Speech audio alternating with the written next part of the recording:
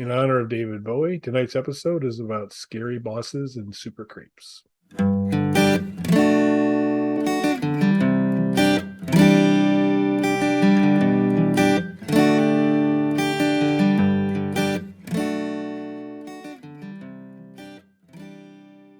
Bog Panda. Hi, everybody. Welcome to Bog Panda. I'm Kelly at KELLYTHUL on Twitter and Instagram. I am Dr. Mike at Official Pagan on everything. Make sure you guys like, subscribe, leave a comment, turn on notifications, check out the merch store. And why don't you let us know in the comments what your favorite Bowie record is? Kelly, what's your favorite Bowie album? Scary Monsters. I just have to, I love that album. How about you? It's tough for me. I'm a big fan of Low. But I really, and this is why it's tough because I don't love it all, but when it works, I absolutely love Outside, the concept album that he did. The songs on there are great. And for anybody who doesn't know, that's a really maligned Bowie record. In between the songs, there are these long skits that were supposed to be like a tie-in to like this sci-fi novel that Bowie was writing that never materialized. So out of context, it just sounds like a bunch of weird nonsense, overcrowding an album. But if you can get past that stuff, the songs that are on there are excellent. Some of my favorite Bowie songs are on there. So as a core album, if you kind of shave off all the extras, I think it would be that one. But unfortunately, that is all on there, and I think it chases a lot of people away from that record. Yeah, I think we were this close to doing a track by track review, which we may still do at some point in time. So. Yeah, I think we need to do another one of those. Yep. Yeah, and there's a few Beasto Blanco albums that are patiently awaiting our review. Yeah, we're kind of behind on those, so we need to do Beasto Blanco. We need to do Hollywood Vampires, maybe a few Bowie records because we've never talked Bowie. Yep, that'd be good. We will get to that, but not tonight. Tonight, we're came across it. So I don't know if, and I expect probably most people watching the show maybe never heard of this, but there are people who put videos together that provide you like the top 10 something. It's a crazy concept, hard to wrap your head around. Sounds interesting. I can't picture it, but I'll have to check one of them out. I think it's a format that might be able to work. Seems to have some challenges with them, but I think some folks ought to give it a try.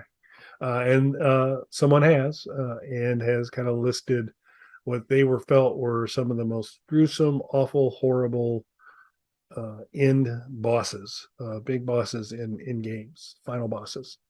And it's an interesting watch to see. We'll include a link in the description so you can check it out.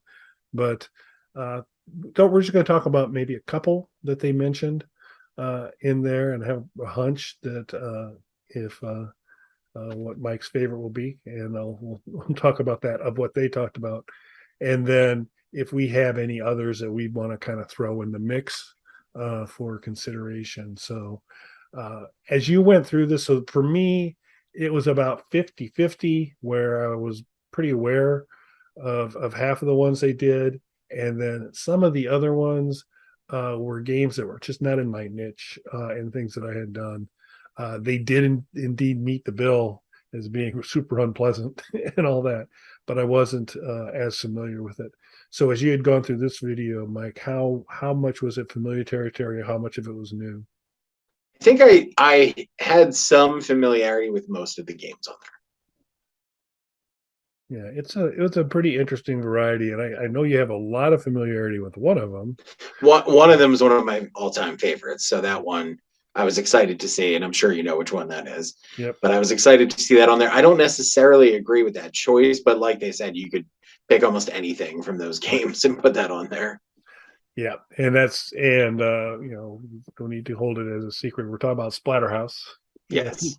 And so I think, given the nature of this list, again, the new concept that they're trying out on YouTube, the list video, it was intended to be final bosses, which I guess Jennifer is the final boss in the original game. Yeah. The original game. Yep. And so she made a list very much towards the top. And and so I wasn't familiar with Splatterhouse, so Mike uh opened my horizons to that. But I haven't managed to play it enough yet to get to Jennifer. So this was pretty interesting and unpleasant to see. But like Mike said, like they say in the video, this is a video game that brings a lot of unpleasantness, and so you could kind of grab it from. Yeah, there's so my favorite Splatterhouse game, and there's some interesting stuff in the Splatterhouse series. It's not a huge franchise. There's three in the original trilogy. There was a spin-off game for kids.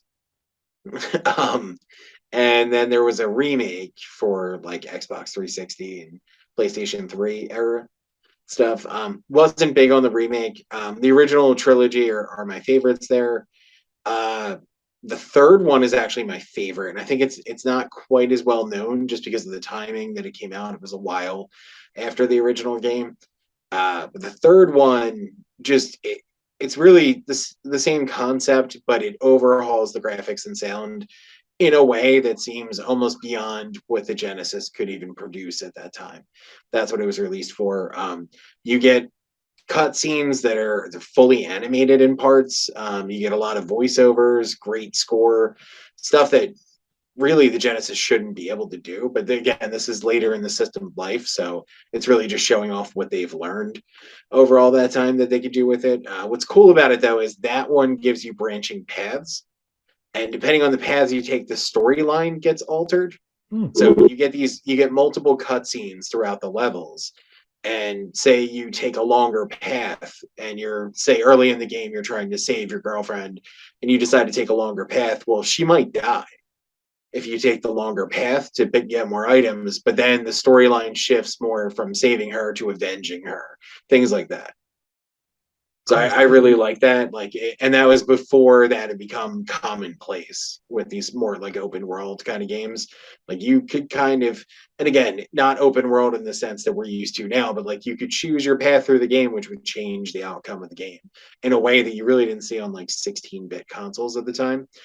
In that one, though, the way that Jennifer dies in one of the segments, if you're taking too long, is there is this worm creature that impregnates her with one of its worms that is slowly eating her alive from the inside. So it gives you like updates throughout the levels if you're taking too long of her like in agonizing pain and things like that. So again, that's not a boss, but like better to me than that one was. Yeah, that's excellent. Yeah. Yeah, I thought that was great. I So in the game Babyface, shockingly enough, the big bad at the end is a large fireball spitting baby head. That was the one I think that I was totally unfamiliar with. Never seen that before. Yeah. It looks super unpleasant, very awkward to see, but definitely kind of another good one on the list. I mean, all of these were really good. Jaws from Turricane 2 was another one that I was a big fan of as well. Anything else on this list stand out for you? So Shinobi is early in there, and I not that I disagree with the choice of it, but I just think unless you played through the game, you probably wouldn't expect the game to end up there where it does, given that it's more of a ninja action kind of game. Yep, I thought that was pretty good too as well. But yeah, it's just super. Lots of gruesome one of the bosses. I can't remember which game this was associated with, but upon initial observation, you go, "Oh, it's just another kind of big demon kind of guy."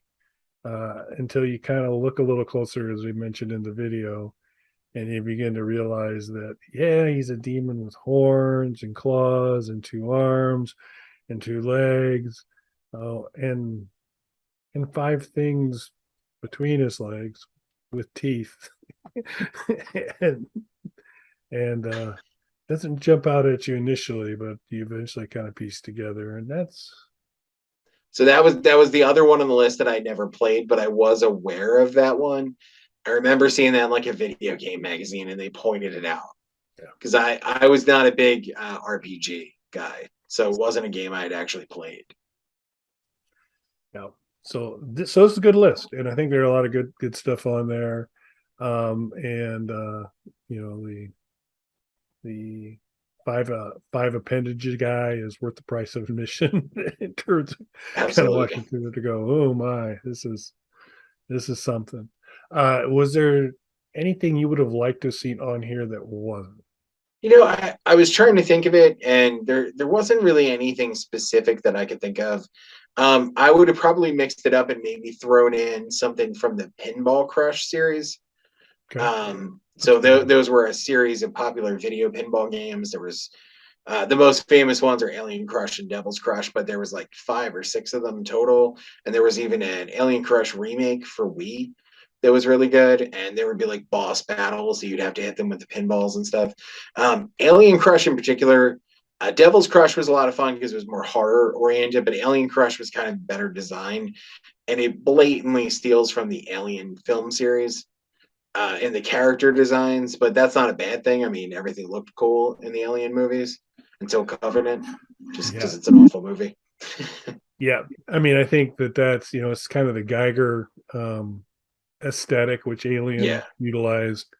So you see that coming through loud, and it's really, uh, and possibly because Altered Beast kind of draws from that aesthetic as well. I think you just really get that vibe of those two worlds coming together. I think probably because Altered Beast is one of the first times in kind of video game action you get that kind of character coming through consistently with particularly a lot of motion and that kind of stuff. So, but really, really good. No, I thought the list was pretty good. I think that's a really good suggestion. The only the one I would add would be Fontaine from Bioshock. So the original Bioshock, get all the way to the end. Uh, this rich storytelling, this rich universe. And Fontaine's status kind of changes from friend to foe as you go. Sorry, folks, spoiler. As you go through the game, and so it's fairly interesting to see that. But he's a large naked man. Uh, in the final scene is who you're battling, and I didn't I didn't fully connect because I was just wowed by the whole game and get down to the end of that. And I guess because I had been so enjoyed everything else through there, the fact that this kind of final battle wasn't with the most amazing thing ever and all that, it didn't really bother me. But it looks like actually the creators of the game were apologetic and have been in interviews saying, "Yeah, we know we kind of screwed that up. That we ran you through all this thing, and then we just kind of ended with that." And they were never satisfied with that as kind of the final boss. Like I said, it didn't jump out to me when I watched it yeah, originally. I'm kind of with you. I guess it's just because we both enjoyed the game so much. Because to me, when I think of Bioshock, it's kind of the overall atmosphere of the game. Yep. Yeah, and it builds. I mean, and it does. There's a storyline that's going on. You're going through this universe to get to that. There's progress you're going to make one way or another with the little sisters and all that. But yeah, it was just. I mean, it seemed logical that this was the guy. How he was done and executed, I had seen enough amazingly cool stuff and more than enough splicers to. I was good. I didn't need any more. I was shocked from there. So it was an interesting. So I didn't find it super disappointing, but I also think he certainly could belong on a list of if you're looking for kind of unpleasant or uncomfortable or nasty bosses at the end of a level. He's a candidate.